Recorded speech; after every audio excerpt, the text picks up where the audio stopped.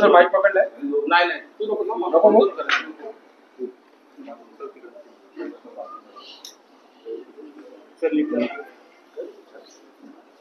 Sir आज जनता दरबार आहे, कशा प्रकारे नागरिकांच्या समस्यांचं निराकरण करणार आहे? प्रामुख्याने उपमुख्यमंत्री एकनाथ शिंदेच्या बालेकिल्ल्यातला जनता दरबार करणार आहे. हे बघा, बाब अशी माझ्याकरता जनता दरबार नवीन नाही. मी 95ला मंत्री झालो तेव्हापासून जनता दरबार सुरू झालेले आहे. किंबहुना त्याच्यानंतर दर आठवड्याला नवी मुंबईत आणि ठाण्याला जनता दरबार भरायचा, 15 आठवड्यांनी भाईंदरला भरायचा आणि 1 महिन्याच्या आतमध्ये प्रत्येक तालुक्याच्या ठिकाणी जाऊन जनता दरबार घेतलेला आहे. त्याला अखंड ठाणे जिल्हा होता. पालघर आता नंतर विभक्त झाला. या ठिकाणी एकनाथजी शिंदेना वगैरे काय म्हणजे क्लेश देण्याकरता वगैरे काय नाही. आम्ही महायुतीचे आम्ही सगळे घटक आहोत. माननीय देवेंद्रजी फडणवीस, माननीय एकनाथजी शिंदे, अजितदादा पवार या तिघांच्या नेतृत्वाखाली हे सरकार सामर्थ्यपणे चाललेलं आहे आणि भविष्य काळामध्ये जनतेने दिलेला शब्द हा पूर्ण करण्याकरता सगळ्यांचा म्हणजे खटाटोप नाही, सगळ्यांचा प्रयत्न आहे.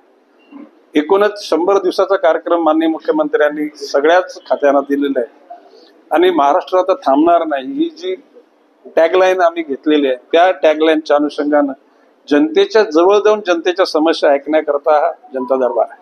महायुतीमध्ये शिवसेना असं म्हणते की ठाण्यामध्ये भाजपचे 2 आमदार आहेत, संजय केळकर असतील किंवा निरंजन डावकर असतील, ते काम करत कुठेतरी नाहीयेत का? त्यामुळे जनता दरबार नाही. हे बघा, बाब अशी की निरंजन डावकर, संजय केळकर हे कार्यक्षम आमदार आहेत. ते त्यांच्या कनेक्ट असलेल्या लोकांची कामं ऐकतातच, परंतु ठाणे जिल्ह्यातल्या सर्व लोकांना काही इथे का ठाणे लोक विधानसभा मतदारसंघातले लोक नाही, ठाणे शहरातले किंबहुना काही प्रमाणात कल्याण, डोंबिवली, अंबरनाथ, भिवंडी इकडचे घटक सुद्धा येतील आणि ठाणे हा जिल्ह्याचा सेंटर असल्या कारणानं ते सर्व लोक येतील अशी अपेक्षा आहे.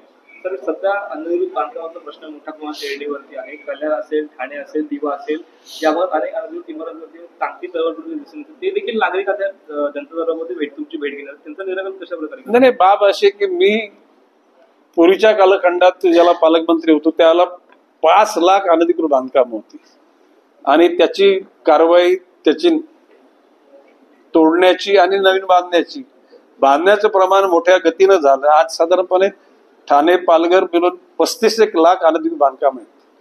आता ही जी तुम्ही कल्याण, डोंबिवलीचा जो प्रश्न सांगितला तो त्या लोकांची झालेली फसवणूक आहे.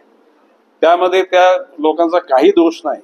सर्व कागदपत्र दाखवून त्या ठिकाणी बुकिंग झालेली आहे आणि तो त्यांच्यावर अन्याय झालेला आहे आणि त्याकरता माननीय मुख्यमंत्र्यांनी सुद्धा भूमिका सांगितलेली आहे की बा आम्ही यांच्या बरोबर राहू.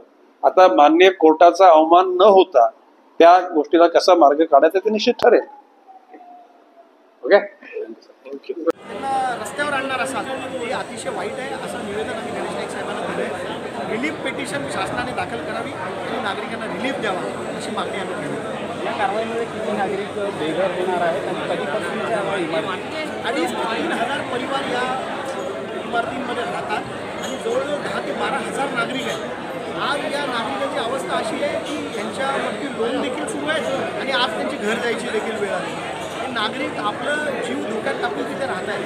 माझी शासनाला एवढीच विनंती आहे की याच्यामध्ये हे 10-12,000 लोक आहेत यांचा कुठेतरी सहानुभूतीपूर्वक विचार करून यांना न्याय मिळावा आणि आज हा जनता दरबार आहे. या जनता दरबारमधून जनतेला न्याय मिळेल अशी अपेक्षा आम्हाला.